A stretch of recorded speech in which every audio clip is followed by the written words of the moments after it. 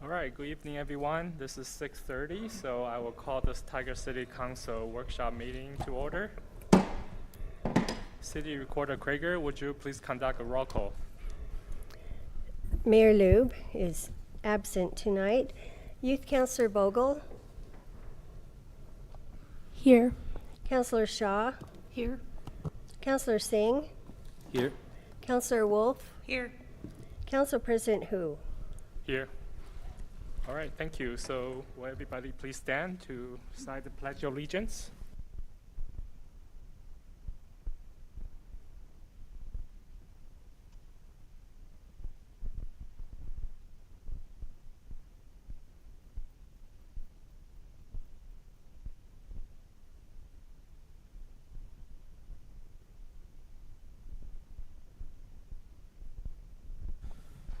All right, thank you.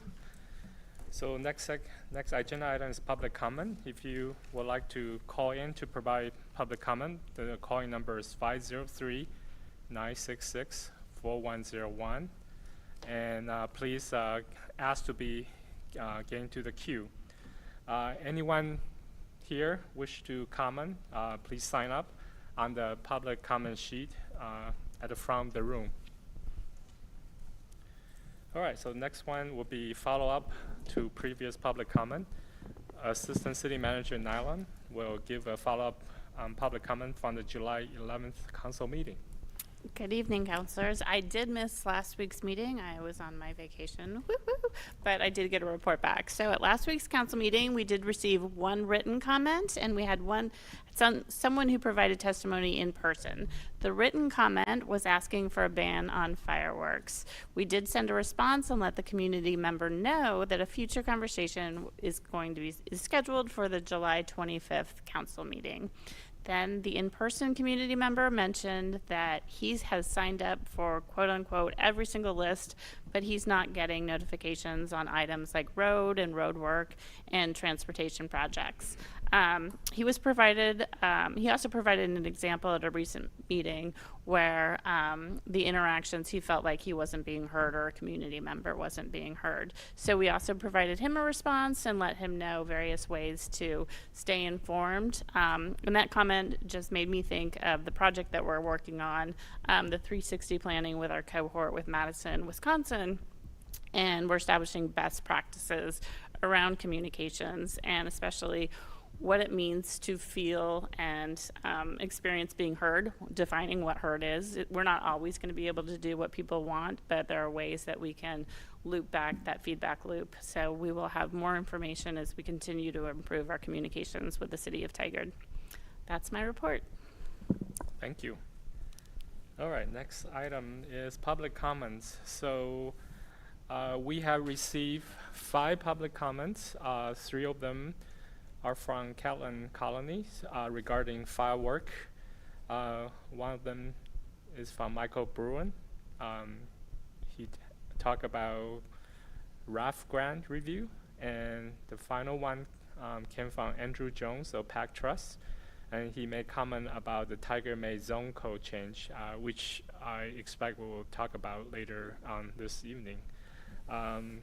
City Recorder Krager, have we received any more written comment before noon yesterday? No, you have them all. All right, thank you so much.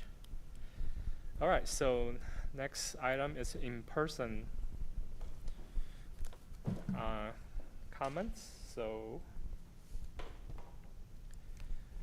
we have first one up is from Sarah Darland. Sarah is here to talk about Walnut Street safety. So, Sarah? Yeah, please sit there. Yeah. And you have to turn the mic on, and then after you state your name and your resident, just the city, you have 2 minutes. So, please. All right. Hi, my name is Sarah Darland, and I live in Tigard in the Genesis Loop neighborhood. I'd like to bring to your attention to the approximately half-mile stretch of Walnut Street, specifically between Fowler Middle School and CFT Elementary. This stretch of road contains 4 major crosswalks: the Walnut and Tiedemann at Fowler Middle School, the Woodard Park Boardwalk, the TriMet bus stop at Brookside and Watkins, and Grant Street at CFT. These crosswalks are used constantly by many people that live in the area to access schools, bus stops, and parks, and they're an integral part of our trail system here in Tigard as well. In the span of 15 days in June, there were 2 vehicle accidents on this stretch of road. One on June 14th, where the driver destroyed the crosswalk sign at the Woodard Park Boardwalk, and one on June 29th, where the driver hit a tree and died. In both accidents, the drivers went over the south sidewalk. These are not the first accidents on the street. A few years ago, a car drove over multiple curves and through the intersection at Fauner and Walnut and actually went into a house. I'm sure there have been more, and unless the city does something to make Walnut safer, I don't think these will be the last. Walnut was actually originally not a through street. It used to dead end before it connected with Barrows and Murray. I think that we need to rethink how people use this street as it connects Beaverton to Tigard and 99, and we need to do more to protect the people in our community who use it. I'd like to ask the council, are there plans to make Walnut, and in particular this stretch of Walnut, with all the pedestrian traffic safe? There's so many safety measures that I think the city can take, spanning from installing speed bumps, lowering the speed limit, putting in a roundabout at Fowler and Walnut, adding light up crosswalk signs, adding in a curb or buffer between the street and the sidewalk, similar to what we've done at other parks and other crossings. And these are just off the top of my mind as someone who has no experience with traffic or safety. I personally stood at the crosswalk by the Woodard Park Boardwalk countless times with my family, and the day that someone ran into the sign, I had just walked past it on my way to pick up my daughter from school. So I asked the council and the Transportation Safety Committee, who I think might actually be here tonight, please consider improving the safety of this stretch of road that is so highly traveled by pedestrians in our community, including kids attending school. Thank you. Thank you, Sarah. And I believe Councillor Shaw and I received an email from you on this topic, so we will respond to you very soon. So thank you so much. All right, so next person for comment is Mr. Daniel Thompson from Tiger, and his topic is public input is not being recognized. So, Mr. Thompson.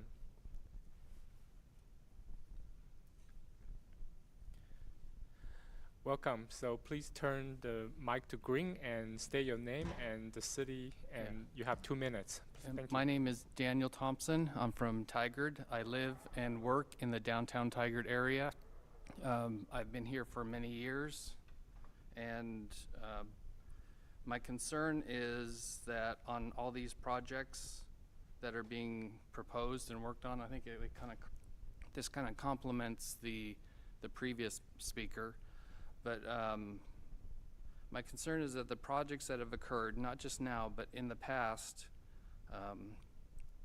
that when these projects are being heard, whether it be the Hull Boulevard project or the Main Street Improvement project or any other projects, that when it comes to public input, the public input is not really being listened to, especially when it doesn't align with the project's plan. I would like to know where public opinion is being documented and not just being held to check off another box and then discarded, as I've seen in the past. One of my main examples is not just the Hull Boulevard project, but all the money that's been wasted on Main Street improvements. I don't know how many times I've been here that I've seen Main Street be revitalized, and yet businesses are still fleeing there because it's not conducive to go down to downtown, and all this the new work that's happening is just discouraging business even further because parking spaces have been eliminated, and so trying to get downtown is more difficult. It's more dangerous to traverse going downtown. My business is suffering, and all the people that I talk to, that I work with, and live around, they've expressed the same kind of concerns, and when we go to give public input, nothing happens, and we feel like our voice is not being heard. So I'd like to know, again, where is this public input being documented, and where is it being considered? Thank you.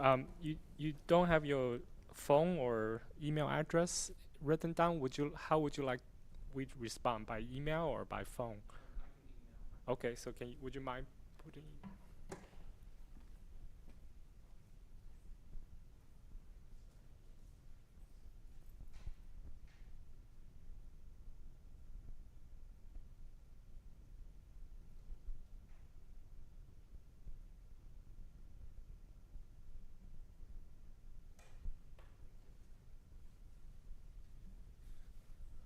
All right, thank you, Ms. Thompson.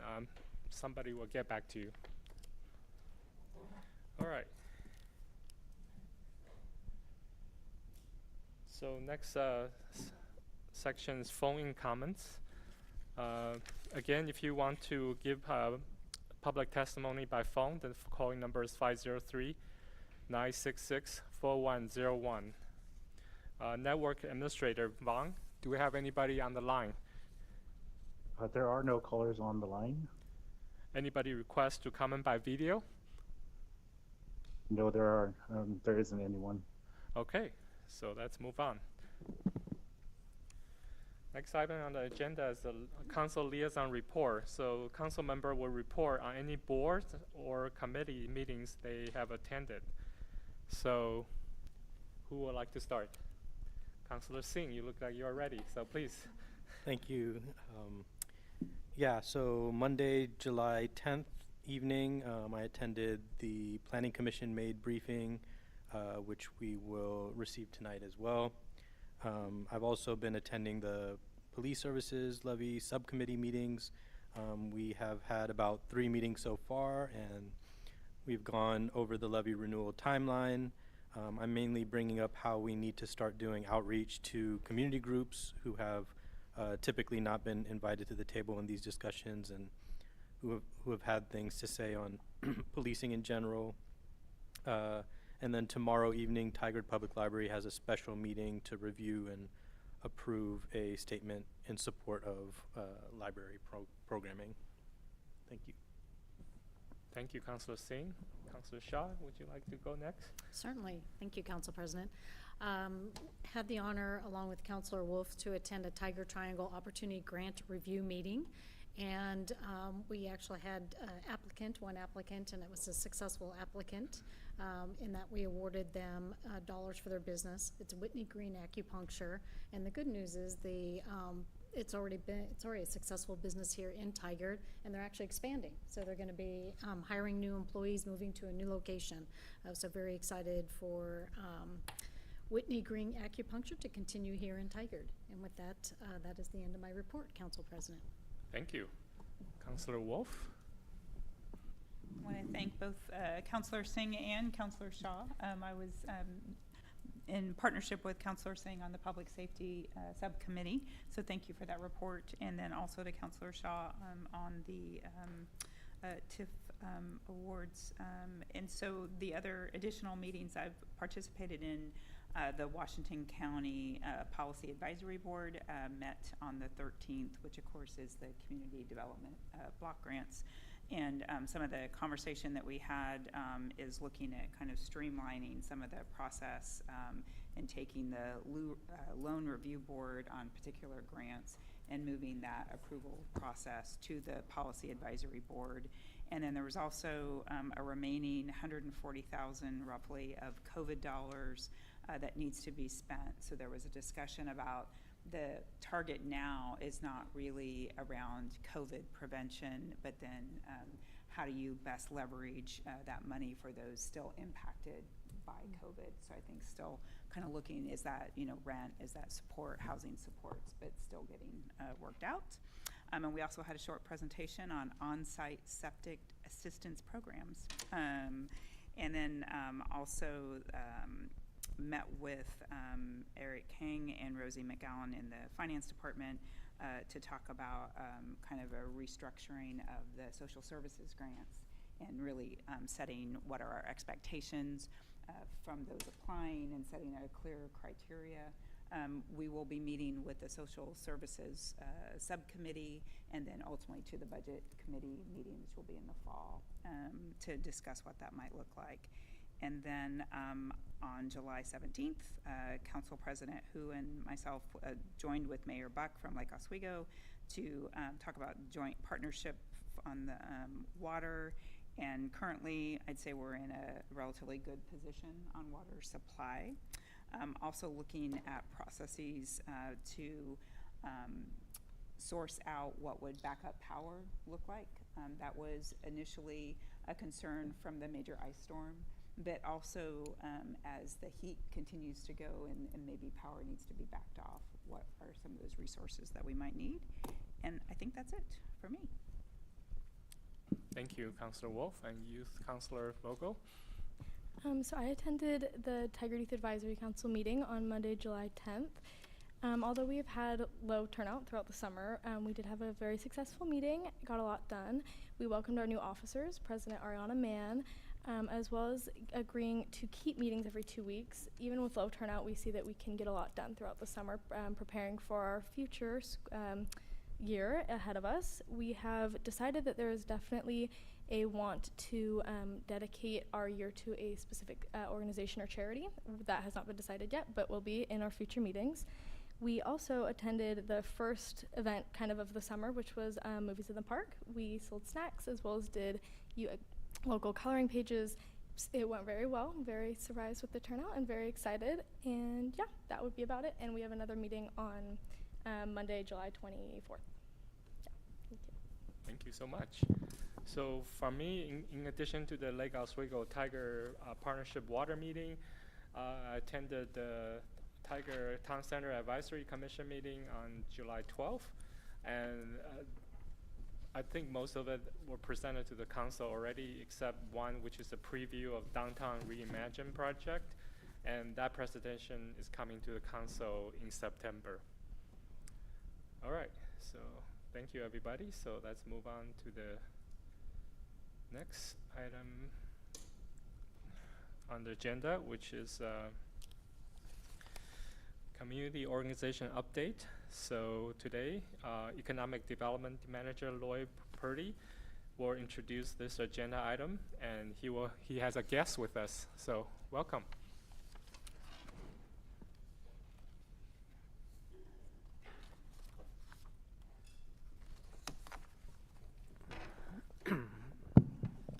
Good evening. Good evening, council, colleagues, guests, and residents who might be watching via video. I am Lloyd Purdy. I'm the Economic Development Manager here at the City of Tigard.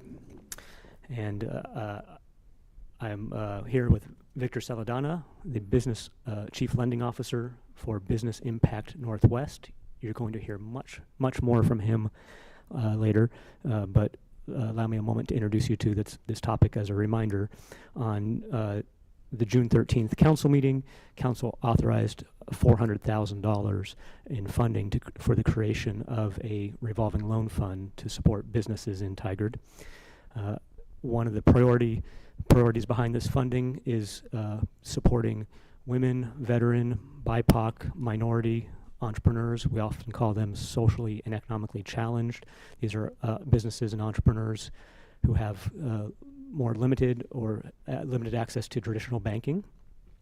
And right now we're calling this the Tigard Impact Fund in expectation of the positive impact it will have on the business community. The reason we can have this impact is because of the partner represented by Victor, who's sitting next to me, Business Impact Northwest. And I've asked Victor here today to tell you a little bit more about what a CDFI is. It's a specific type of bank, and that is what Business Impact Northwest is, a CDFI. So he's going to explain to you the role a CDFI plays in lending. He's going to talk to you a little bit about what Business Impact Northwest does and what they will be doing for us as our lending partner here in Tigard. And then I can share with you a little bit of information about how we intend to share the Tigard Impact Fund with the community and answer any questions you might have.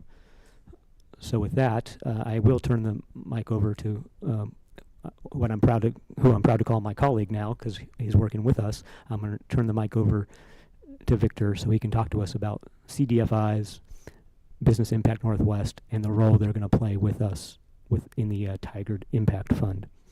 You really have to lean in. No problem. Thank you, everyone. So CDFIs, Community Development Financial Institutions. Business Impact Northwest is a nonprofit CDFI. So what we do is we actually work with the community to make sure that we provide business support and lending to small business owners. Usually they're the ones that are underserved in our community. Business Impact Northwest was established in 1997. We are in 4 states, Oregon, Washington, Alaska, and Idaho. I actually reside in Oregon, so I get to be here more often than not. As far as what we do, we provide technical assistance through the SBA. We run the Women's Business Center as well as the Veterans Business Outreach Center. And then in Oregon, we were just awarded the Minority Business Development Agency by the U.S. Department of Commerce. So that's now run in the state of Oregon too. I believe we're the 27th state to have that now.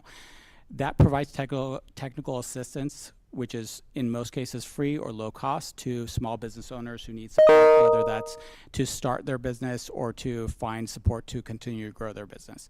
As far as the lending arm goes, we provide access to capital for startups as well as established businesses. And usually, as far as CDFI goes, it tends to be mostly BIPOC business owners, underserved community members, as well as low to moderate income. And for us to keep our CDFI status, it really requires about 50%. Right now, 67% of our business owners are low to moderate income tracked. And again, in Oregon, where we have maybe about 6% Black-owned businesses and less than 12% Hispanic businesses, we make up 50% of our lending capital clients be BIPOC business owners.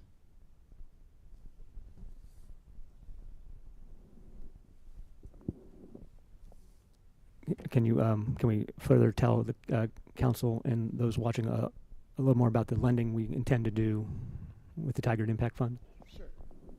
So as far as the lending goes, we do know that, especially as we head into economic downturn, we see more and more small business owners getting limited access to capital. In most cases, that could be 60 to 70%. And unfortunately, that tends to be mostly the underserved community members. So with the Impact Fund, what we're doing is we're targeting small business owners who need access to capital, who in most cases in CDFI world means that 77% of clients that get turned down by a bank or a credit union usually get approved by us. So we're really focusing on those clients to make sure that they have access to capital, they have technical assistance, so they don't close down. And we've seen it all around. When I go from city to city, community to community, I see a lot of empty storefronts, and usually those are small minority business owners who don't know where to get access or don't have that access. And unfortunately, as there are barriers for small business owners, they tend to be turned away. So for us, it's really focusing on those and making sure that they have those technical assistance partners who can provide the free coaching, the free support, and then also the lending from the Tigard Impact Fund, so we can make sure that they do have the capital resources to either grow their business, hire more employees, find the equipment that they need so they can keep their doors open and they can thrive. We don't want to see a business just simply making it for the next few years. We really do want to provide that support so we can see them grow, and that's really what we do and focus on.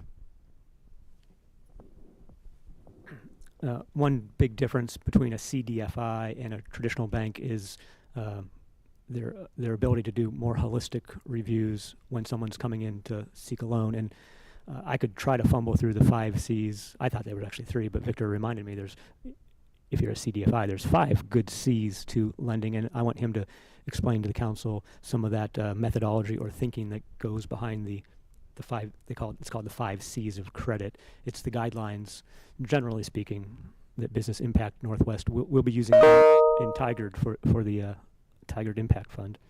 Sure, and we know, unfortunately, banks and credit unions have regulations, more banks and credit unions, but we know why clients get turned away. So majority of the case, that's credit. So if a client has under a 680 credit score, it's hard to find access to capital out there.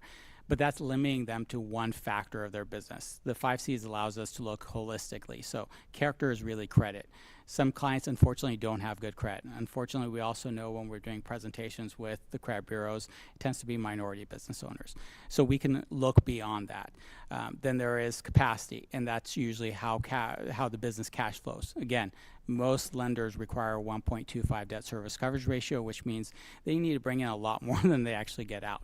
That doesn't happen in most business scenarios. Then it goes to capital. Most SBA lenders and larger lenders really require more than 10, 15, 20%. We try to look at the lower percentage, and we work with them to make sure that they can find that capital.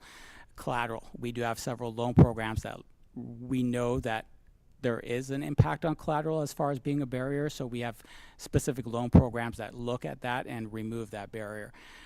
Last is condition. We do know that certain businesses are excluded because of what their industry is. So we see right now going into our marketplace, construction, food industry, service industries that got hit the hardest in the past 2 years due to COVID.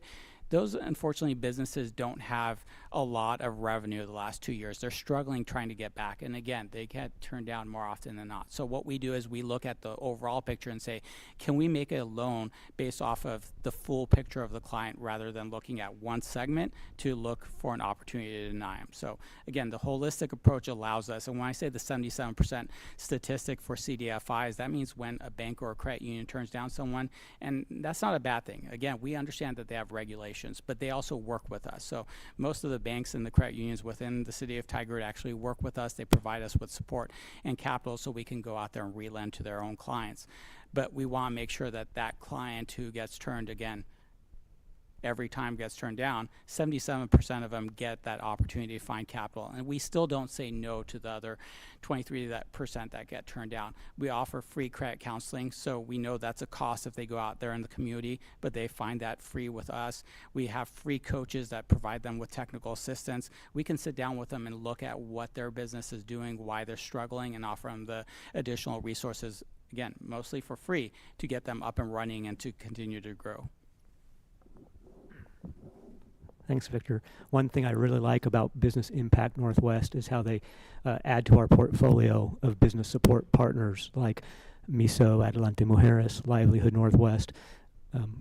Business Impact Northwest will do similar work with the businesses coming to them for a loan to access the Tigard Impact Fund. Victor also mentioned working with local banks. I think we have 26 bank offices, bank branches here in Tigard, and we will be asking to meet with those branches, those community lending officers at those locations so that they know about this program. We'll run a social media campaign through the economic development and the city's social media presence to let entrepreneurs and business owners know about this. We'll probably have some open houses where we invite people to come and meet with Victor and learn a little more if they're interested. It makes it easy because we'll be meeting businesses here where they're working or maybe where they're living, as opposed to having to travel somewhere to find out more. So bank visits, some office hours, social media, that's the core of our communication campaign to let business owners know that there's this resource here that the City Council has authorized. So that covers the elements I really wanted to share with you in a very brief update. We probably have a couple minutes for questions. I did leave my phone at my desk, so I don't have a clock on me. So maybe, Kathy, Yeah. we got about 2 minutes. Yeah, thank you. Councilors, do you have any questions? Councilor Shaw? Great, thank you and welcome. So excited to hear about the Business Impact Northwest, and I think this is a great opportunity, particularly for those businesses that were hit from COVID. I think credit counseling, coaching, technical assistance, great. It had been referenced in our materials that loans will be used for purposes of growing revenues or attracting businesses to Tigard. Is that or attracting part of this bank branch meetings, social media visits? So it's part of the loan money will be utilized for those services. Councilor Shaw, good question. Yes, though we have set a standard that a business has to be here for a year before we'd be willing to loan them Tigard money. So it's not like an immediate attraction. It's not a dangle the carrot and say, come and you'll maybe get this loan. We do want to see that the businesses are committed to Tigard. In fact, Council President Hu, you asked a good question via email weeks ago about what happens if a business is here, gets a loan, and then leaves for some reason. And Victor reminded me that Business Impact Northwest has other funds. They wouldn't kick that business out. They would simply move that business into another of their lending products and kind of repay the fund in order to be able to loan that money again. So 2 answers to the question, but it's less direct than maybe offering a loan incentive to a new business.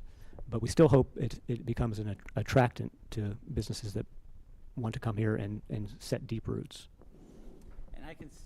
And I can say, due to my job and being able to travel 4 states, very, very few cities actually provide a revolving loan fund. Unfortunately, there was several grants that came out during COVID with ARPA funds, but nothing really to establish an ongoing fund. So the city of Tigard having that, and because this is revolving, goes over many, many years, it will attract small businesses knowing that they do have access to capital, because we do know that tends to be the largest barrier for small businesses. And with the revolving loan fund being paid down, and our access to funds as well. I mean, last year we did over $20 million in lending between the couple of states. So we do know that we can still provide above and beyond what the city of Tigard has provided to us for the revolving loan fund, and continue to use that to leverage those relationships with the city. Thank you. Councilor Wolf. Thank you so much, Lloyd and Victor. So I also appreciate the 5 C's, because I was very interested in assessing risk and how you manage that. You've been in business for quite a while, so you've seen a variety of economic recessions and trying to help businesses bounce back. And I know we're just a couple years out of COVID, but are the risks different or greater, or how do you assess that? Just, with the goal of 400 to become 1.2 million in total, how do you kind of navigate new risk, if that makes sense, or just the ups and downs that businesses have really had to navigate over these last couple of years? Sure, and that's a great question. Unfortunately, what we tend to do is real risk. I mean, a lot of our clients are under 640 credit scores, so we understand that. That doesn't necessarily say that they're bad clients. Majority of our clients know that since we're the last resort in most cases, that they really want to do their due diligence and make sure that they're following up with the payments. And unlike a traditional financial institution, we're not just there to provide lending. So we really tie that in with our technical assistance, and we follow up with that client year after year to make sure that we're following up and making sure that that business resource that we've provided for them is continuing to help them grow and to thrive. So that's what we do. As far as what we've seen in the industry, I will say over the past couple of years, there was a lot of money that was opened up for small businesses, but very quickly halted. So we've seen that impact happen, especially in the past year.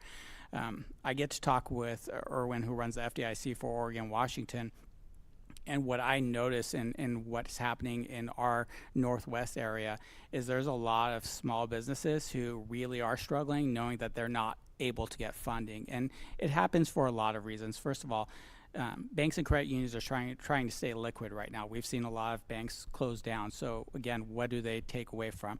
It's usually lending.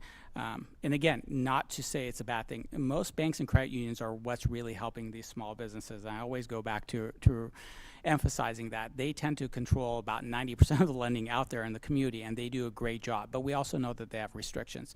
But again, they work with us, and that's the great resources that we have is not only our community partners when we work with the economic development departments, but also, as you brought up, Adelante Mujeres, we work with them, Livelihood Northwest. We provide additional technical support for them as well as lending, and we continue to do that with our banking and community credit union partners too. So they really do want to make sure that when they say no to a client, it's not a flat out no. It's no, but here's a community partner that we have that can support you, and that's usually in the form of us, MISO, as well as Craft 3, who goes out in the community and helps those people. But we do see over the past year, especially in the credit department, a 3-time increase in clients coming to us needing access to funding. So we are seeing more and more of that, and we'll probably continue to see it for the next couple of years. You're welcome. Thank you. Singh? No? Is Councillor Vogel? No? Yeah, so one question. I'm happy to hear that you are working with your client and looking at the whole picture. And I heard from a similar model for microloan in third world country that that just because they know that this is their last resort, if they cannot make payment, they're actually trying everything they can and sacrifice their own house and health to pay back the loan. So hopefully you are more understanding of that if they're really in trouble, and you're willing to work with them to make sure that they can pay back in a reasonable manner, and so they won't be so desperate to sell their house or something like that to just to pay back the loan. Is that how you work? Yeah, we always say we're a very compassionate lender, and just give you an understanding of the microloan program, we really do have a lot of leeway to work with that client to make sure that we can create an affordable payment program. So even if they come on to us and they do a specific loan, first of all, our loans tend to be longer term. Most bank loans tend to be usually 1 to 3 years. They want to recycle that money fairly quickly, but we tend to be longer. And even if we do a 5-year loan that's using the Tiger Loan Funds, a client tells us they're having a hard time paying that back, we can look at that, take it into our own funds, and increase the length of the loan, thereby decreasing the payments. But our job is really to make sure when we're having those conversations that that loan can be done correctly. Again, we're not a bank or a credit union. We're not here to do a loan to make money off of it. Our job is to do the right loan, and we get audited more often than most lenders do. So we're actually going through an audit right now. But to make sure that when we do a loan, that it's the right loan, the client can actually pay it back, rather than getting a loan out the door just to make a little bit of money off of it. So even though we do have a little bit more flexibility in the decision-making process, it really does take a little longer for us. I always tell a client, our turnaround time is about 4 to 6 weeks. We want to make sure everything is covered. We explain everything well to you before we put you into the financial responsibility. But also they know that they do have that partner in us to come back to, and we do follow up with them. Most lenders don't look at your financials every year. We do. It's part of our loan process. So we will reach back out to you, get your financials, see exactly what's going on with your business so we can provide that additional support and technical assistance. Thank you. Anything else? No. So go ahead, Councillor Singh. Thanks. Yeah, I just want to thank you all for the services you're providing, and I'd just be curious to know sort of the outreach strategies that you use and the other organizations that you're working with, and I'm just curious about specifically like language access and interpretation, and if you all feel you have the resources to do that, and what if there's any other community organizations that you work with in providing those services. Sure, and that's a great question as well. So I've been in Washington County since 1986 and have over the years worked with a lot of great community partners, from Centro to the Black Business Association, so Lance, who just recently took over that for the state of Oregon as well. So, we have all of our community partners that we work with. We actually have specific loans that we've created, like the ITIN loan for the Hispanic community. We have the impact loan that we've created for BIPOC business owners. We're coming out with a Sharia compliant program for the Muslim community. We're working with MIT and Tigard as well for that, MET. And then we just continue to work with our community partners, because we know that, first of all, our clients come to us through 2 different resources, either through the bank or the financial industry, or through our community partners. And that's really my role within the states, is to go around and have those conversations. So I deal with most of them through my work with Washington County, because I'm on the small business development team with that too. But really trying to make sure that we're out there in the community, and not me, but my loan officers as well as our technical assistance advisors. We're constantly doing presentations. I was just last week or the week before doing the Beaverton International Night Market Resource Fair, and just again going out there to provide that resource and let people know that we are there, because we do see the language barrier. I can tell you with my team, we cover a lot of different languages, but we also have a language line, and above and beyond that, when we work with SCORE, SBDC, and we have all of our resource partners, we let them know that they are a great conduit to be able to have that client feel comfortable in having that conversation with them, and then also working with us. All right. Thank you so much, Victor and Loy, for the presentation, and we look forward to receiving future updates from you. Thank you for your work. Thank you.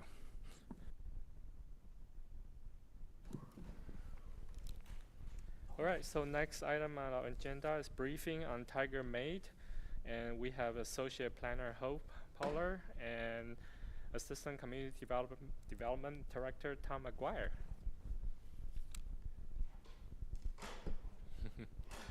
And Loy is back too. Welcome. Feels like I'm back in the Planning Commission.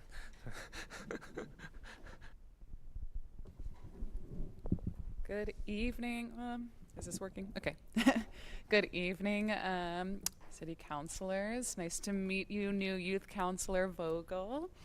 Yeah, we're here tonight with the Tiger Made briefing. My name is Hope Pollard, associate planner with the Community Development Department. Here with Tom McGuire, Community Development Assistant Director, and Lloyd Purdy, who you just met a moment ago and does our economic development. Next slide, please. So yeah, we're here just to talk to you once again about Tiger Made. You guys have heard about this several times by now, but just as a reminder, Tiger Made stands for Maintain, Advance, and Diversify Employment. It's a long-range planning project looking at our employment lands. Next slide, please. And once again, it covers all the areas marked in red on this map. So everything that's commercial, mixed use, or industrial zoned in the city of Tigard, but not covering anything that's in our plan districts like Washington Square, downtown, or the Triangle. Next slide, please. Just a reminder that part of the reason for this project was that we needed to do an economic opportunities analysis, which I'll refer to as an EOA throughout the rest of this presentation, as part of state requirements to analyze our need for employment land over the next 20 years and to do what we need to do about it. So the EOA came back with what we suspected, which is that we are land constrained, but not so much what we suspected, that we are severely, severely land constrained. We're needing between 600 to 1,100 acres of land over the next 20 years to accommodate employment growth, but we only have 230 acres vacant, redevelopable, or partially vacant. And I do just want to take this slide too to highlight that, yes, it says 230 acres, but in reality, it's probably a lot less than that, just because those 230 acres are spread between a lot of really small parcels. And all of them, most of them, with the exception probably of like the Wall Street site that you all are familiar with, are not vacant. So they would require redevelopment to happen. Next slide, please. So this is our draft code map that we have for right now. So in order to address the land constraint I just went over with you in the previous slide, staff has been working with the Planning Commission, the City Council, and members of the public to draft code ideas that prioritize flexibility and job density. Since the last time we came to you, we have narrowed down the potential zones from 4 to 3 zones, replacing the 2 previous industrial zones with a single general industrial zone just for simplification. To recap the meaning of these zones, the CG, or General Commercial Zone, is shown in red on this map, and it allows a wide range of auto-centric activity and residential uses. The MUE, or Mixed-Use Employment, is shown in blue on this map, and it allows the broadest range of low-impact uses on the industrial and commercial ends of the spectrum, with residential allowed only as a secondary use. And finally, the new IG, or General Industrial Zone, allows primarily manufacturing with limited amounts of commercial activity to support employees. It's basically the IL, or Light Industrial Zone, that we showed to you all previously. It just is now covering the previous IH zone as well. And sorry, this map is showing 2 industrial zones. That should all be one gray. And please note, at the last briefing, we also introduced the concept of the warehouse and distribution sub-area, which is something staff has drafted in collaboration with community members. Given the area's proximity to major transportation corridors and the level of investment in certain warehouse buildings in this area, it seemed a fitting location to allow for more flexibility for use that is typically lower in job density and therefore not proposed to be allowed in other areas of the city. In this sub area that is shown in the hatched black marking on the map here, the square footage of warehouse uses as it exists today would continue to be allowed going forward and could even be switched between tenants within the sub area. Next slide, please. In previous briefings, we also introduced the concept of non-conforming circumstances. The rules you see on this slide are the rules that are in place today. However, after council and public feedback in our last briefings, we have changed our approach in order to ensure existing businesses feel welcome and supported. Rather than applying non-conforming rules to existing businesses, we now suggest considering any business in existence prior to the adoption of the MADE code to be an allowed use. That's the primary thing we want to talk with you all about this evening, as it's the biggest change from the previous code ideas we discussed with you all previously. Next slide, please. So we have 3 big questions for you tonight regarding how we should treat existing businesses. Right now, the answer to all of these questions is yes, in our minds, for those uses most impacted by the code changes. So that's warehouse and distribution, wholesale and equipment rental, and offsite services. But we just want to make sure we haven't overcorrected in response to feedback. So we're here to confirm direction before we dive into code details over the next few months. Next slide, please. So I'm going to go over this through an example. I hope my graphic is somewhat clear. It's intended to be a site plan view, so seen from above, looking at some parcels. So in our most recent code ideas, wholesalers are limited to 20,000 square feet in the IG general industrial zone. So I'm going to use this example of a 26,000 square foot wholesaler in that zone to go over the questions I just referenced in the previous slide. So let's say we have this 26,000 square foot wholesaler in the IG zone today, and then the MADE code takes effect 2024. It seems that we've heard pretty clearly that at the very least, this business should be allowed to continue to operate as is on their existing site. Even our existing non-conforming rules would allow that. However, next slide, please. Now we want to know, should they be able to expand on the site? So they're already at 26,000, MADE code limits it to 20,000. It's 2024, MADE code is in effect, and they want to build another building in their back of their site, and maybe it's a few thousand square feet. Should they be allowed to expand on their site? Next slide, please. Should they be able to expand onto adjacent sites? And in these examples, I'm using site as parcel. There's a lot of ways to define site, but I'm defining site as a parcel in this circumstance. So any adjacent parcel to them, should they be able to expand? And in these examples, we're not saying, oh, adjacent also means the parcel across the street. As you can see, it's just those adjacent sites. And next slide, please. And finally, should they be able to transfer their rights to the next tenant? Again, those existing non-conforming rules allow 6 months of vacancy between non-conforming tenants. And in previous discussions, we've already agreed that that should be expanded.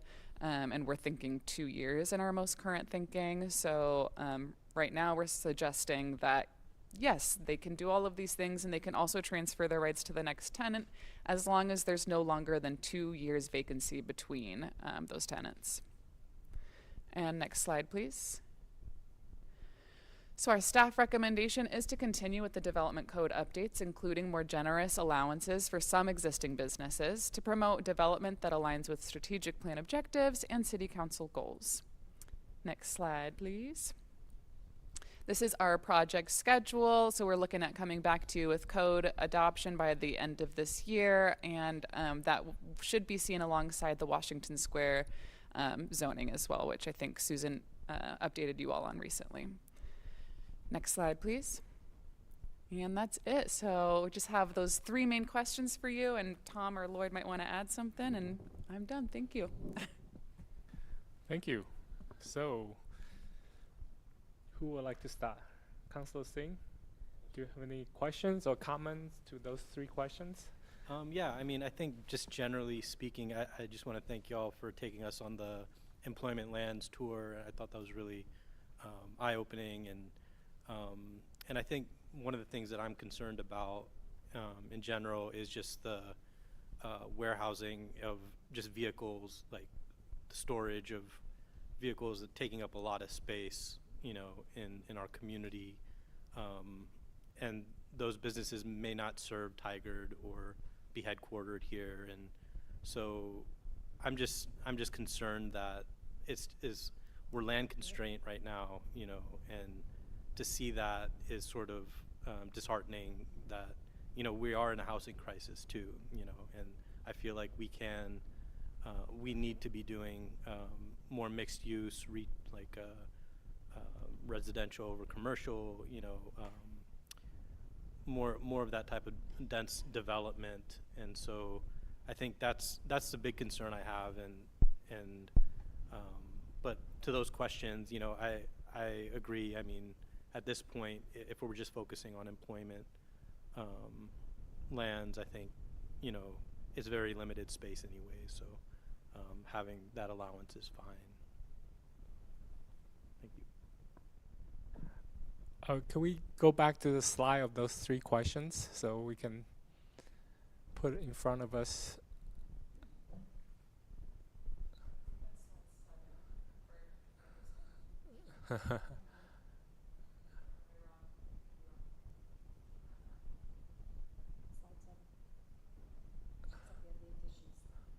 Yeah. The slide with 3 questions. There we go. Oh wait, no, go back. There we go. So, Councillor Singh, for those 3 questions, are you yes, yes, yes, or yes, no? What? Yeah, I mean, I think I agree with the staff. Okay, 3 yeses. Yeah. Okay. Councillor Shaw, any comments, and how would you?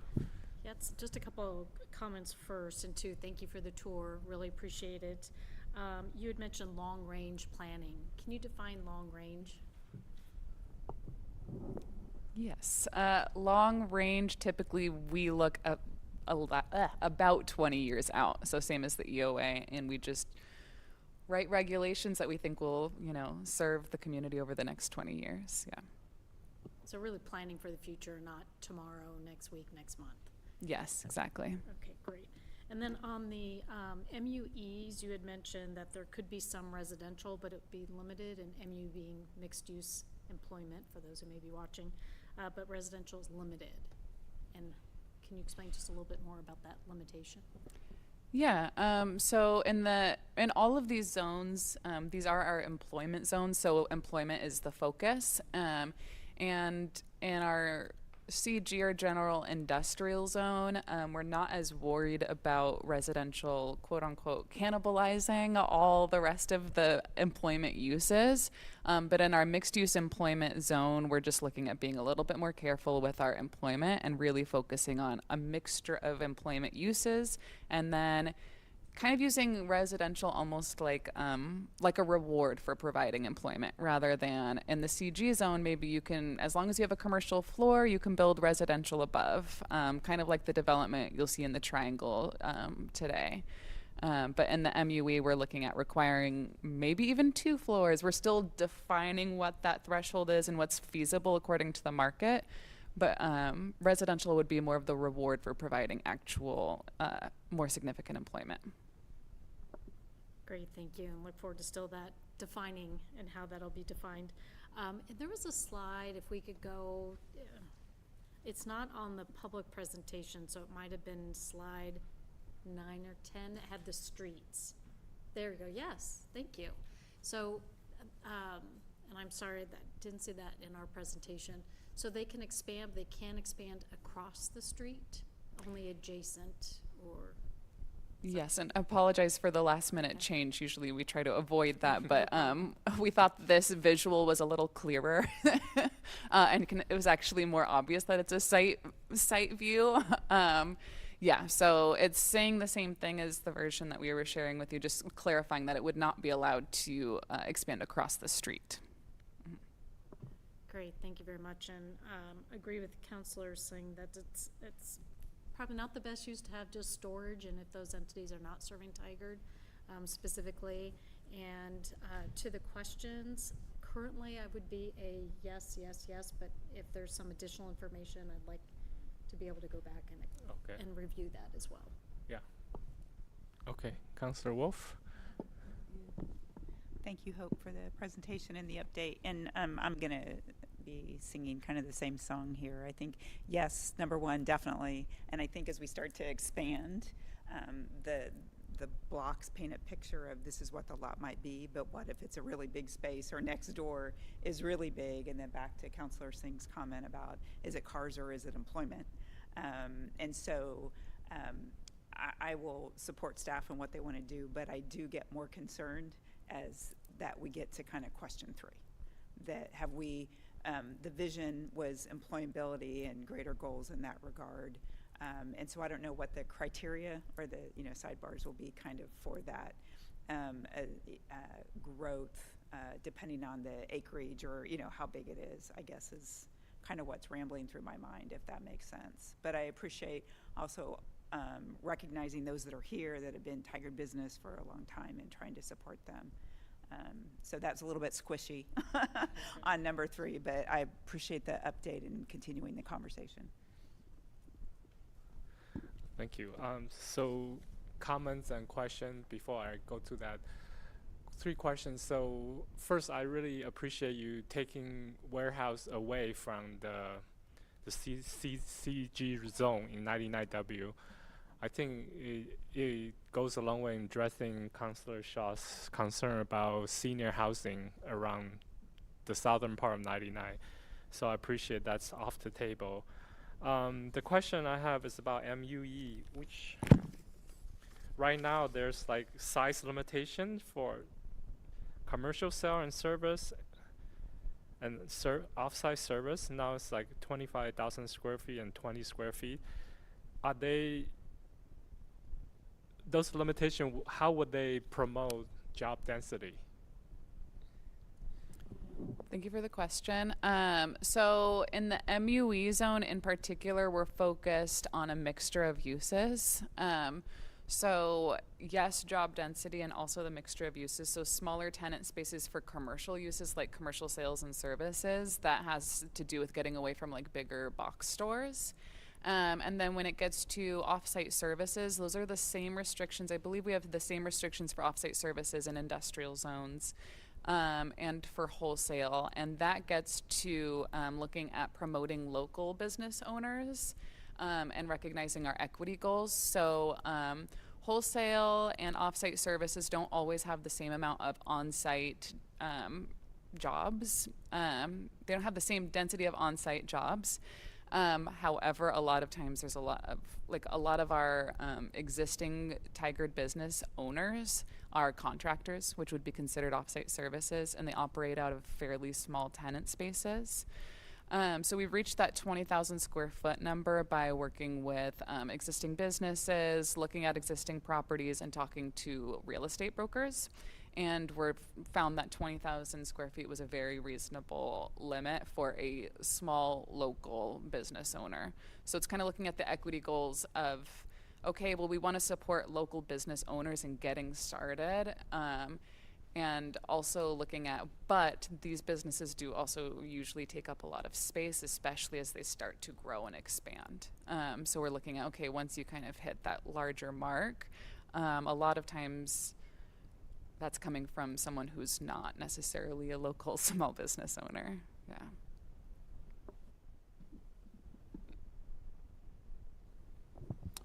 I was just going to add that often those contracting businesses, Tigard is in, for whatever reason, we're in a kind of a unique situation. We have a lot of startup businesses in Tigard, and you saw in the tour, those small incubator spaces, those are pretty much, full all the time, and there's a lot of demand for that space.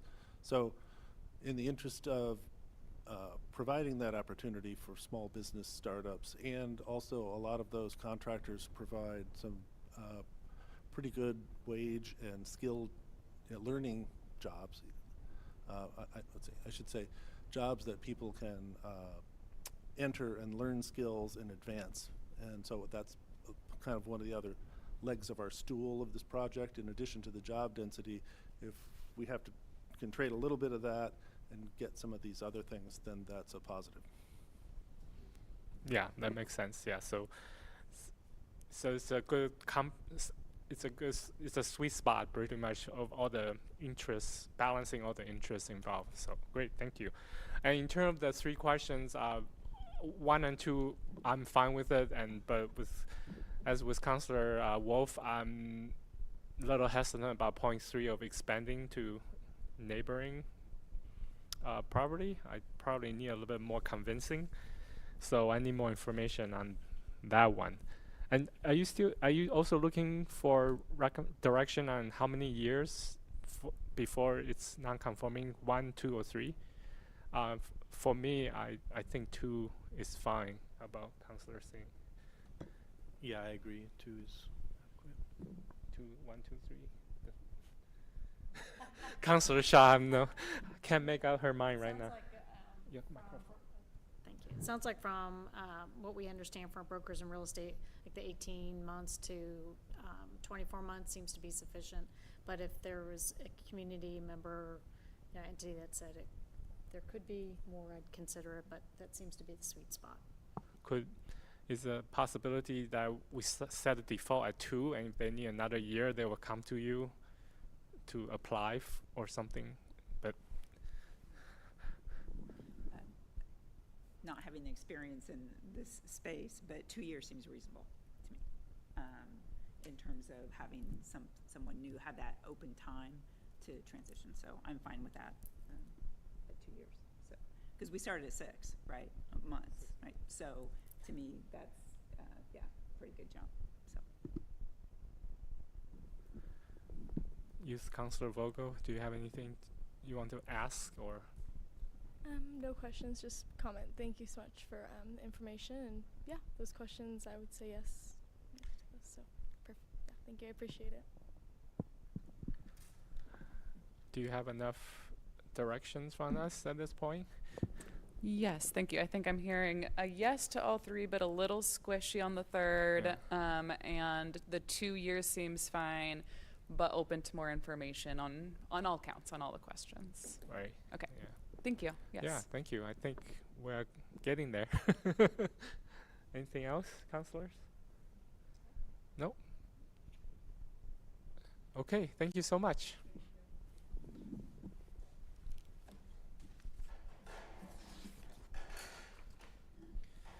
All right, next item on our agenda is briefing on Safe Street and Roads for All Transportation Safety Plan.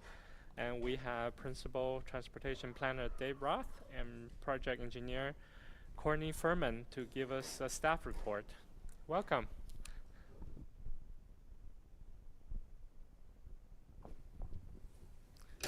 Hello, Council. My name is Dave Roth, Principal Transportation Planner. Hi, I'm Courtney Furman, a Senior Project Engineer. All right, so tonight, Courtney and I will be briefing you on the Safe Streets and Roads for All Transportation Safety Action Plan. We do have a presentation, and I'll wait for a moment while we get that up. Actually, I can just dive into my notes here.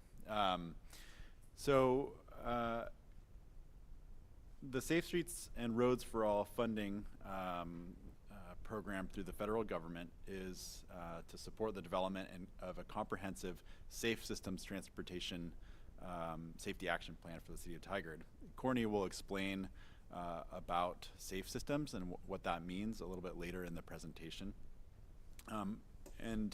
Before I begin my presentation, I want to share some statistics that we've captured from a previous transportation safety study conducted or completed back in 2019. During that period, it was looking at crash data from 2013 to 2017, so a 5-year period. Found that there were 3,540 reported crashes on Tigard roads, excluding I-5 and 217. Of those crashes, pedestrian crashes with a car or truck accounted for 2% of the reported crashes, but they resulted in 54% of fatalities. So injuries and fatalities significantly overrepresented in crashes with pedestrians. 95% of pedestrian and bicycle crashes, all of which involve a vehicle, resulted in serious injury or death. in comparison, 49% of vehicle-to-vehicle crashes resulted in serious injury or death. So this was the sort of the last time we took a comprehensive look at traffic safety in the city. And this upcoming project will do the same with the most current 5-year period that we'll be looking at. Behind these statistics are stories of individuals and families who've been deeply impacted by trauma, often life-altering injury and death. And we acknowledge your commitment as City Council to enhance community safety and to set our community on a course that reduces the harm caused by traffic crashes.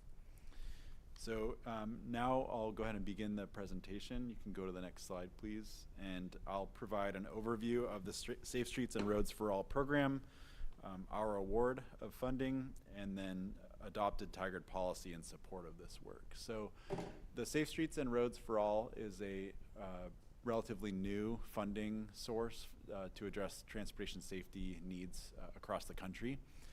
It was established in the bipartisan infrastructure law and provides $5 billion of funding over a 5-year period. The competitive funding is available for planning grants and capital infrastructure grants. It's worth noting here that for a local agency to access capital dollars to actually build projects, they have to have an eligible transportation safety action plan in place. So that's what we'll be talking about tonight. Next slide. So when this new funding source was announced, we knew that this would be a priority for the city, again, based off of existing policy support. And so we started engaging in conversations with agency partners, and we established a partnership with Oregon Metro, Washington County, and the cities of East Multnomah County to jointly apply for grant funding to support a planning grant. And we applied for that funding back in early 22, and the awards were announced in early February of this year. We were awarded, well, our consortium here was awarded $2.4 million total. The bulk of that money is going to Metro because their project is a little more significant, and they're hiring a position to manage their work. We were awarded $240,000 to complete our work, which is a substantial amount of money to complete a planning process like this. We were one of 474 action planning grants awarded across the country last year, or the first cycle of the program, and 37 agencies were awarded implementation grants. The closest agency being awarded implementation funding was City of Portland. They were awarded $20 million to do a redesign of 122nd Avenue in East Portland. Very similar types of treatments that we've been talking about with Hall Boulevard. So I guess it's worth mentioning too that City of Portland and these other 37 or 36 agencies had eligible plans in place so that they were able to access the implementation dollars that first round. Let's see. I'll also just say that we need to complete the project within 24 months of signing an IGA with the FHWA. We've not signed it yet. We'll be doing that in the relative near future. So next slide, and I'll talk a little bit about our policy support here. So I'll start with the strategic vision. So it supports strategic. This project will support priority number 2, which is to create a well-connected, attractive, and accessible pedestrian network by identifying safety improvements for pedestrians and bicyclists. It supports the council's goal to enhance community and safety and accessibility, and I know this has been a big topic of conversation over the past year and a half or so regarding Hall Boulevard, especially in Tigard. So this fits right with that council goal. Next slide. Our 2040 Transportation System Plan, which was adopted in January of 22, includes safety as a key goal, transportation safety for the community, and this work is supportive of that policy and the safety goals within the Transportation System Plan. And then finally, these two screenshot images here are from Tigard's adopted Complete Streets policy, adopted in 2019. That body of work included a specific policy around complete streets, providing roadway facilities that work for all users, regardless of age, ability, or mode of travel. And then in addition to the actual policy, we had an action plan that had, I think, 19 or 20 specific actions, many of which we've completed since that plan was adopted. And you'll see two here.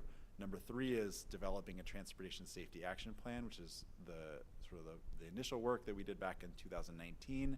And then number 19, which is called Vision Zero, which is sort of different terminology for safe systems.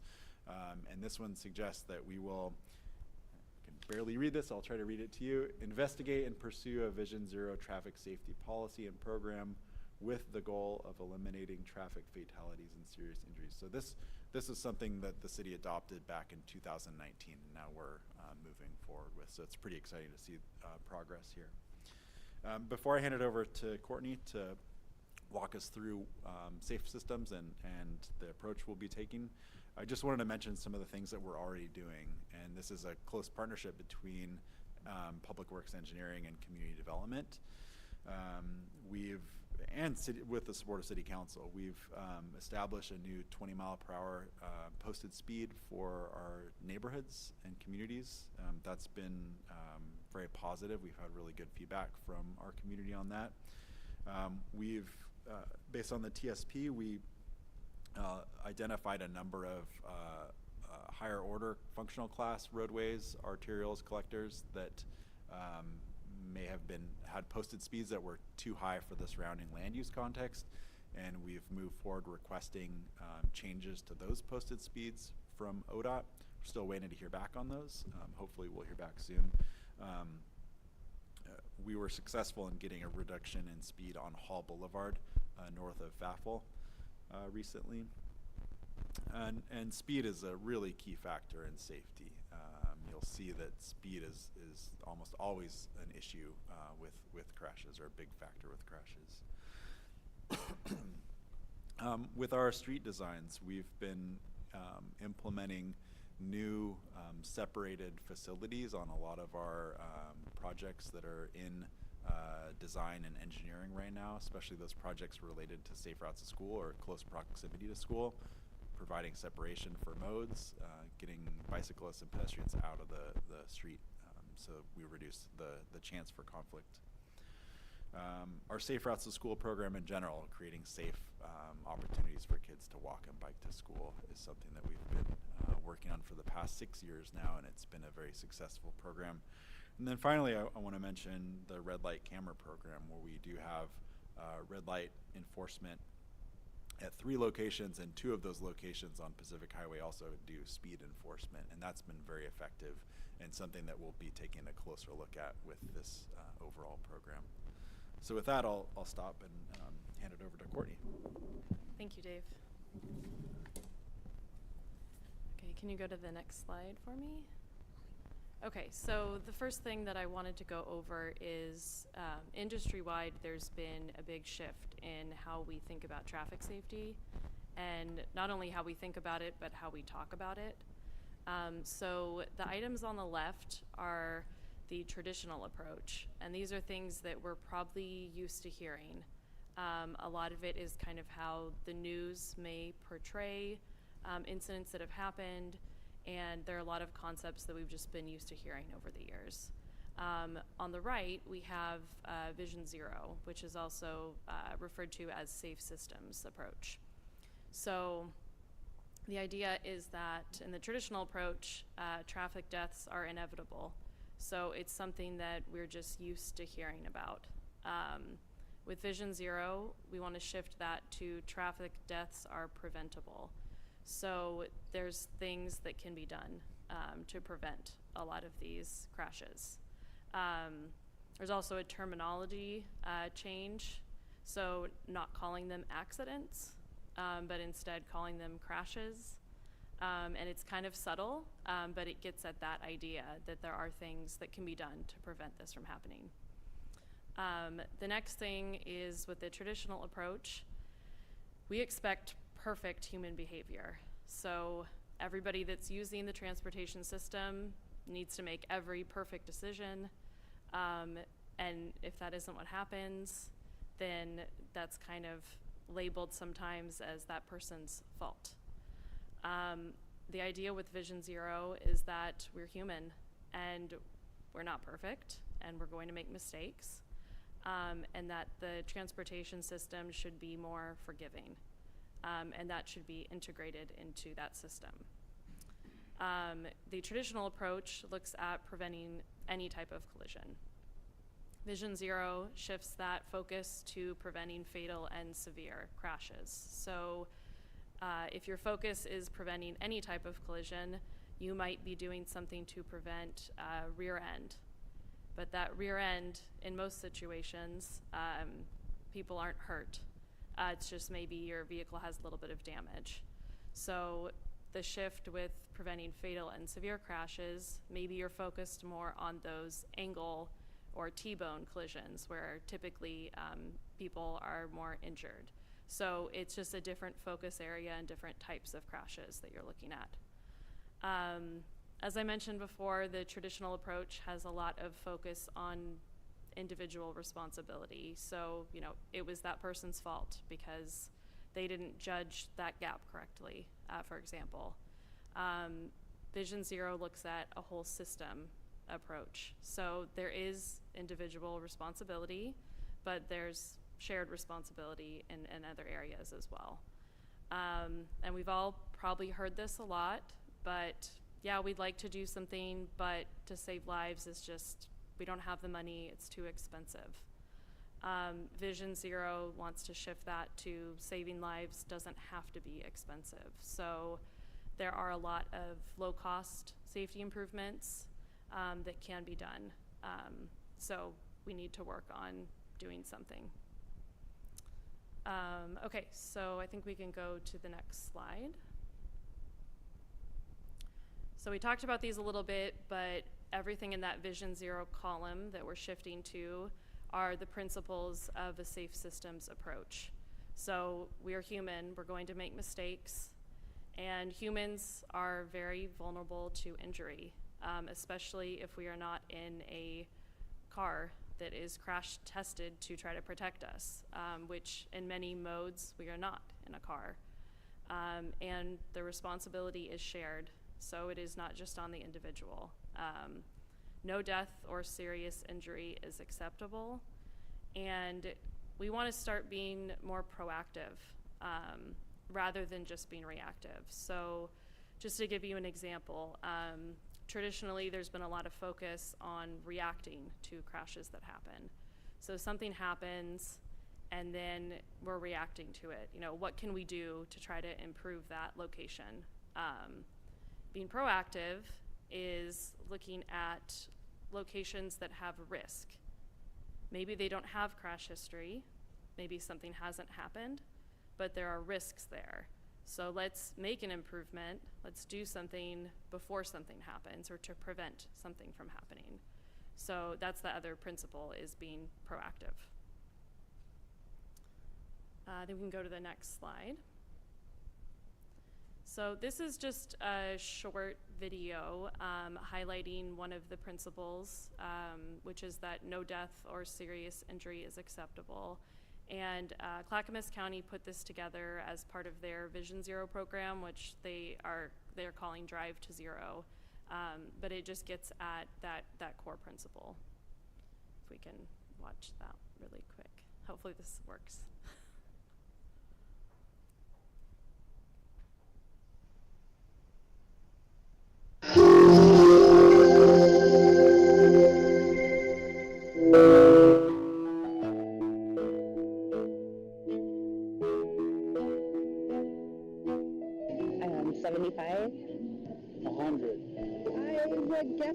I'm going to say 12.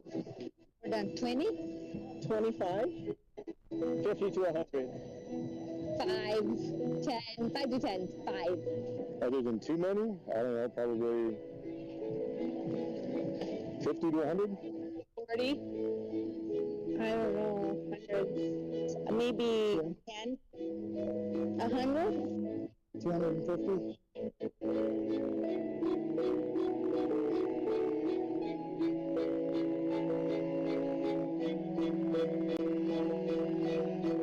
None is acceptable. Life is precious.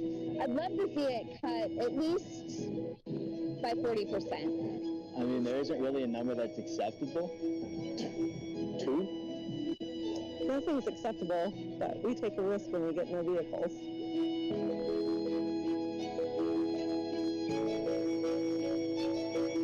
Fatalities?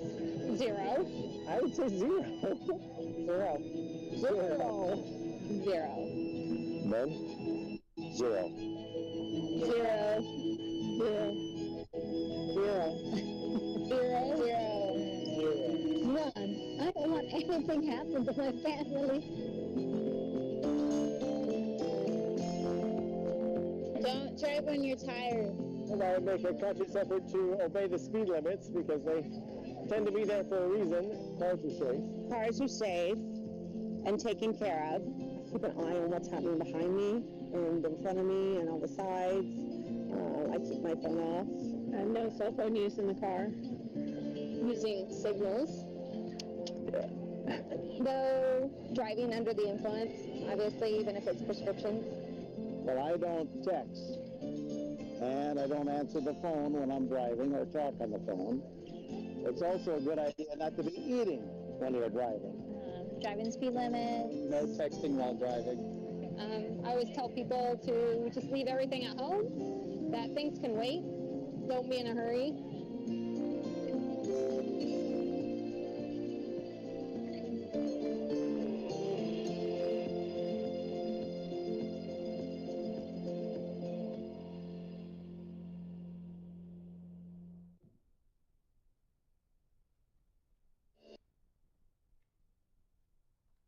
You can go to the next slide.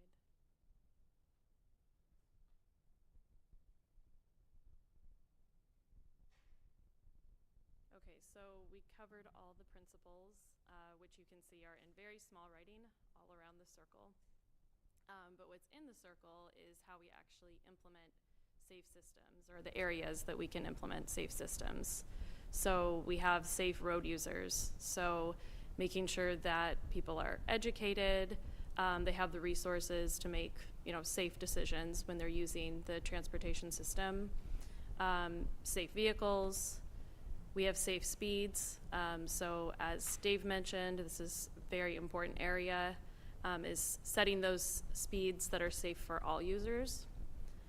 Safe roads. So really anything that you see when you're on the road, could be the signs, the markings on the ground, or on the road, how wide the road is, any of the features about the road are in there. And then if something does happen, just that post-crash care, so making sure that somebody gets the help that they need quickly. I think we can go to the next slide. Okay, so I wanted to cover the safe systems approach because that's really the heart of what this SS4A is built around. And it gives us tools to implement this approach and make it actionable. And as Dave mentioned earlier, this comprehensive plan that we will be starting will meet all of the federal guidance and will be eligible to then apply for capital funding through this program, but also other programs, because we will really have identified the priority areas in this plan. So the plan is going to include a leadership commitment, a task force, and then some different areas in the planning process that I'll go over in the next slides. So we can go to the next one. So the first part of this is the leadership commitment, and that is the commitment to saying that 0 is the number that we're targeting, 0 roadway fatalities and serious injuries. So Dave and I will be coming back next month in August to get that commitment. We can go to the next slide. So the next part of this is developing a task force. And the task force is going to help with implementing and developing the plan, but also will continue on past the plan being completed and adopted, and will help with monitoring, making sure are we meeting the goals that we set in the plan, and with implementation of these safety improvements. And the task force is going to be multidisciplinary.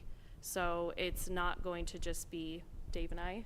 It's going to be many others at the city and outside of the city working together towards this common goal.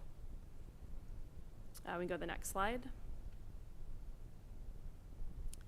Okay, so some of the important parts of the plan that we'll be looking at is we'll be setting goals.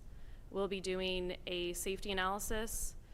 So kind of like what I mentioned earlier about being proactive instead of just being reactive, our safety analysis will do the same thing.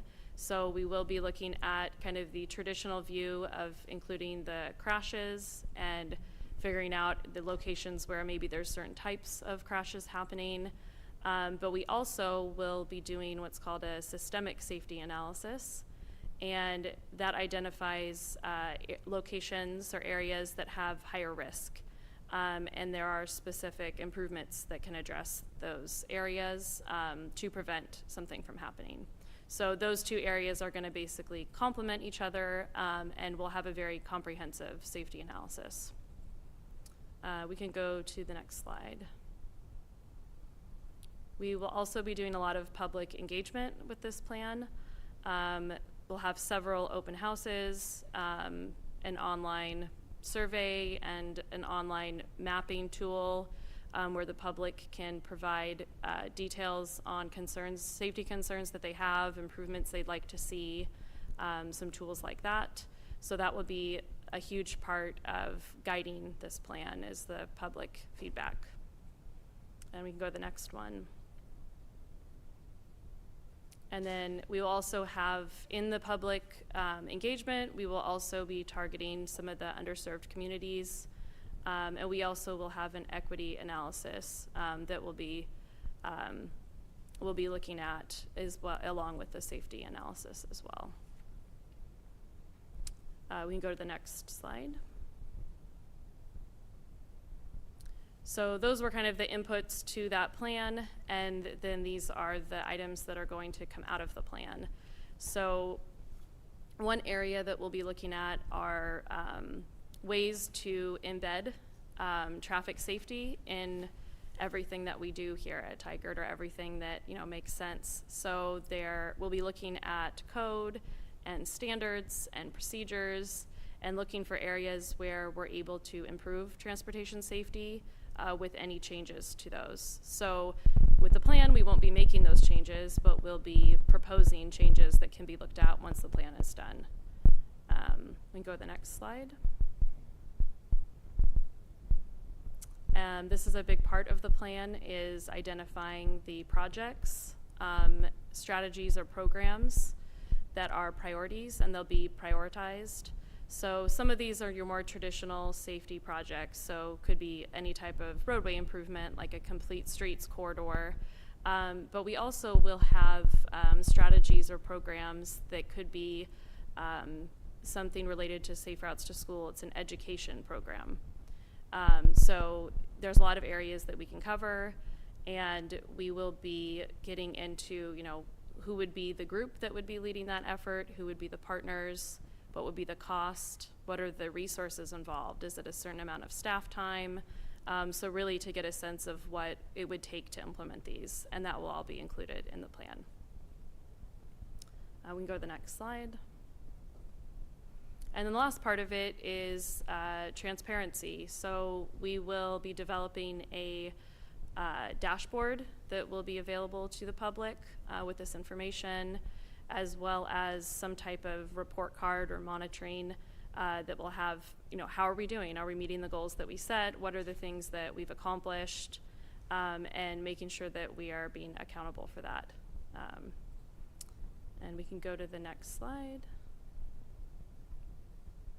Okay, so next steps. As Dave mentioned, we've been working with Metro on getting our IGA finalized. And once that's done, then we're able to put out an RFP to select a consultant to help support us in this effort. And then we will be coming back in August to talk about a commitment to this safe systems approach in the form of a resolution. And I think that's all that we had. We can open it up to questions if we have time. Thank you. I'm going to start with Youth Councilor Vogel. Do you have any comments or questions for staff? Yeah, thank you for your information. Very helpful. I just had a quick question. So I know you said that there was a lot of low-cost safety improvements that could be made for, I guess, kind of the idea and improvement on saving lives. How do you plan on making sure that the public knows that is the goal, as well as what do those look like for you guys? So I'll say my part and let you add, Dave. There's been a lot of research done nationally to develop all these safety countermeasures.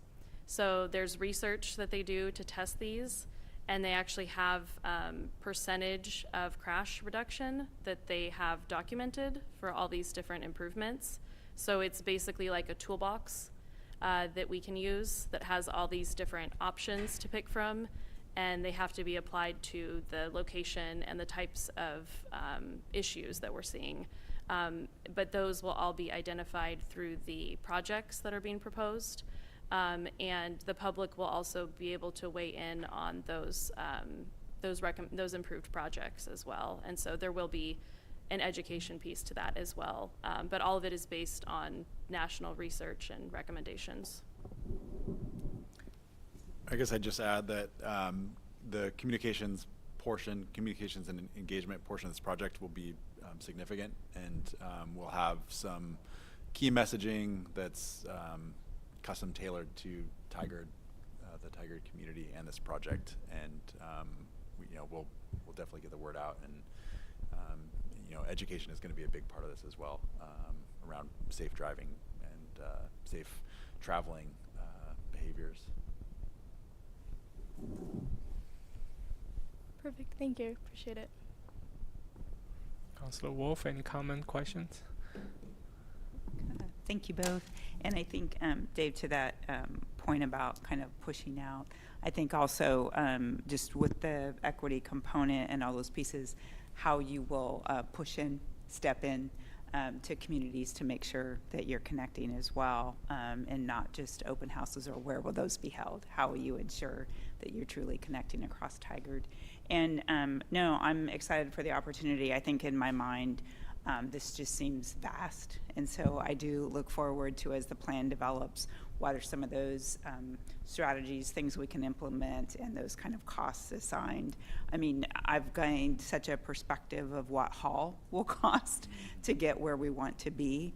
And so as, Portland received $20 million, what will that cover? So I think that's where my head sits. Excited about the opportunity, absolutely support, and just kind of eager to learn more about the opportunities we'll have to fund some significant impact in Tigard on street safety. So thank you. Yeah, I would just add really quickly, one thing we've been talking about is just that there are those really expensive big projects, and that's great, and we want to identify what those are. But we also want to identify improvements that we could make on a smaller scale. And in the plan, we could have the same location, but we could have a near-term project that is some of those lower cost improvements. What can we do sooner? And then in the longer term, we still have that, that bigger project identified. So I think we're able to look at it kind of from both of those perspectives as well. Councilor Shaw. Thank you, Council President Hu, and thank you, Principal Transition Planner Dave Roth. I'm going to use the titles, and Project Engineer Courtney for an excellent presentation. One, to start, very excited about the bipartisan infrastructure law.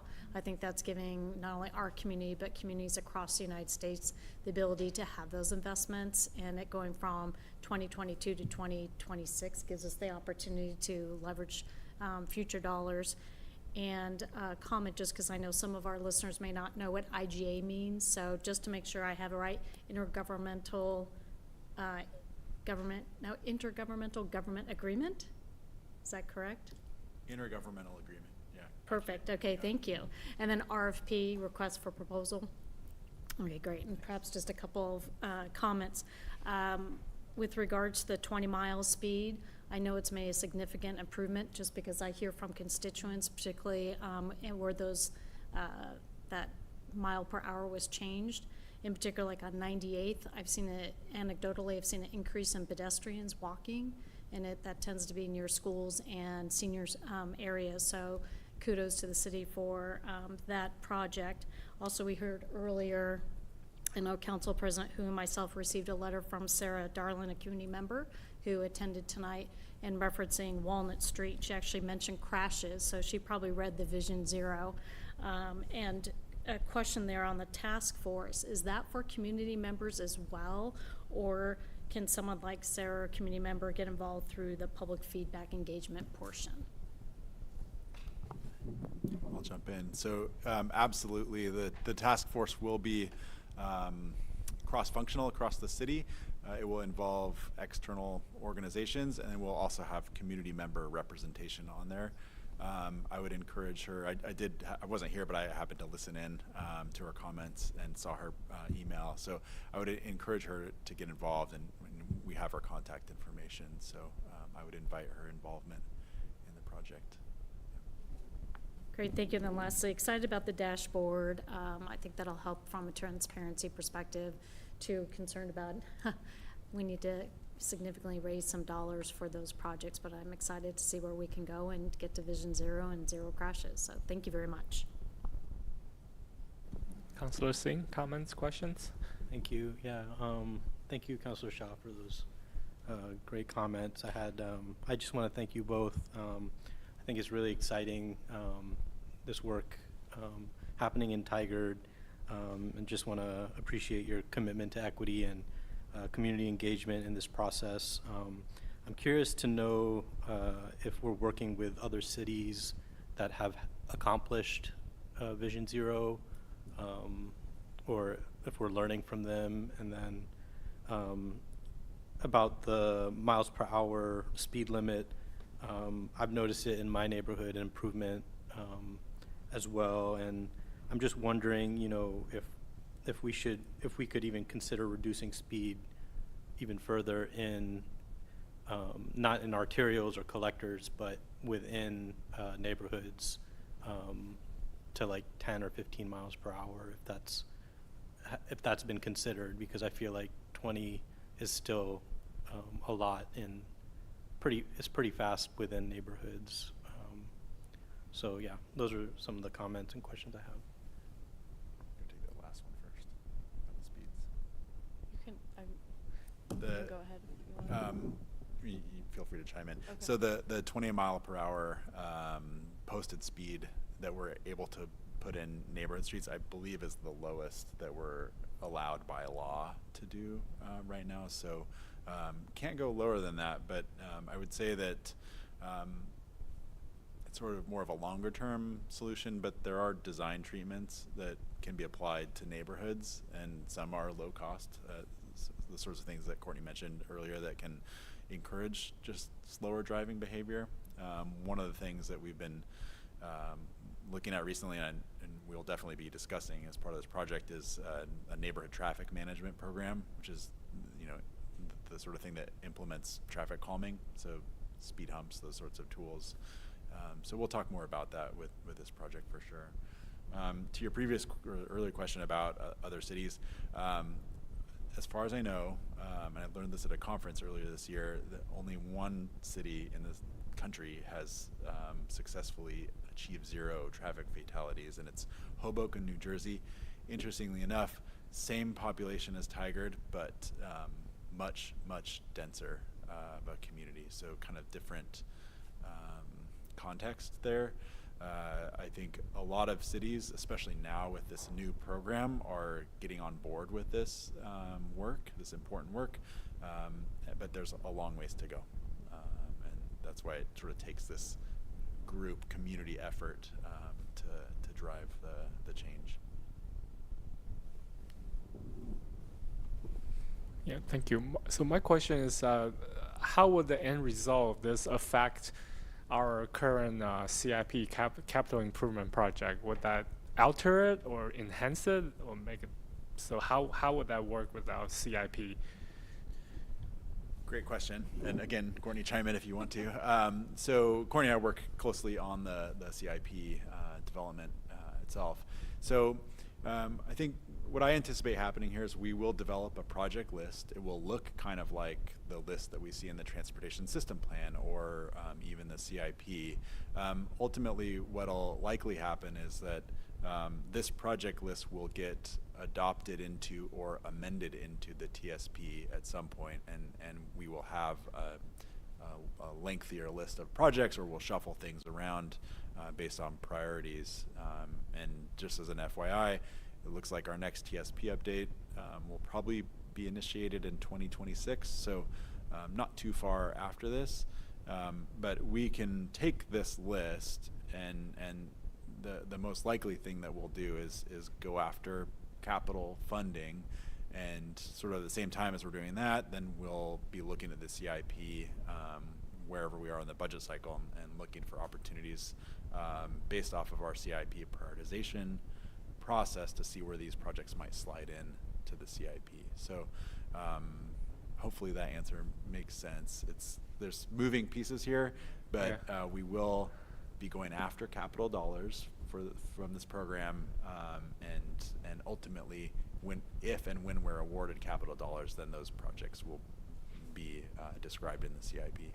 So this planning will actually sort of allow us to have more resources to take a deeper dive into our transportation need and then go after those federal money. So it's not just a pro forma thing, it's actually I should emphasize that we have an existing transportation safety action plan, but that plan lacked a lot of the elements that are required for this body of work. And one of those, the really important ones, is to actually have a project list. So this will define our project needs, our top safety project needs in the city, and then we'll use that list to go after more competitive safe streets and roads for all dollars in future cycles. I think I mentioned it's most likely that we'll be able to apply at least once and maybe twice for capital dollars in 25 and 26. Great. And can I just add one thing? Please. This project list also may not be, there may be overlap between this project list and the Transportation System Plan list. And that's not a bad thing, because obviously the Transportation System Plan list is a very large list. So this may also help us prioritize, or maybe there's components identified through the safety work to a larger project that we had identified in the TSP. So I think that the two will work together, and we'll have to reconcile those for the CIP. But yeah, thank you. That's very helpful. And my comments that you can count on my support at least next month, and just echo Mayor Loop's comment last week from the Hall Boulevard presentation that I want everybody to remember that this is not just, we're not just looking after pedestrian and bicyclists, right? Because making those street improvement ultimately make every mode of transportation, even driving, safer and more comfortable. So so this is for everybody, not just for bicyclists or pedestrians. So thank you so much for your work, and I'm really excited. Thanks. Anything else? All right, thank you. All right, so next item on the agenda is non-agenda items. We don't have any. Executive session, we have none scheduled. So I think we're just about right on schedule. So is there a motion for adjournment? I move to adjourn. I'll second. Okay, it's being moved and second. All those in favor say aye. Aye. Those opposed say nay. Okay, none opposed, it passed, so we adjourned. Thank you, Tiger.